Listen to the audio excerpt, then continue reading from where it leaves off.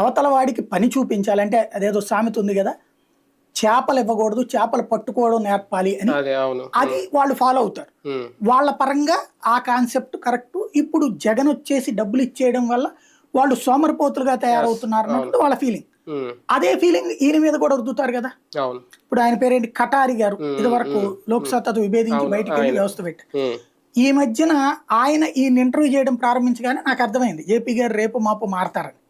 ఎందుకంటే 2-3 ఇంటర్వ్యూలు వచ్చినాయి కటారి గారు. కటారి గారు జేపీ గారిని ఇంటర్వ్యూ చేశారు. ఒకటే, తర్వాత విభేదించుకున్నారు, అయిపోయింది. ఎప్పుడైతే ఆయన ఇంటర్వ్యూలు చేయడం ప్రారంభించారో ఆయన జేపీ గారు ఒక రూట్ లో చెప్తుంటే ఇది ఇట్లాగ దీనివల్ల ఇట్లాగంటే అట్లా కదండి ఇట్లా నాశనం అవ్వదా ఇట్లా అడుగుతున్నారు. ఓ రకంగా జేపీ గారిని కౌన్సిలింగ్ ఇచ్చారు కటారి గారు.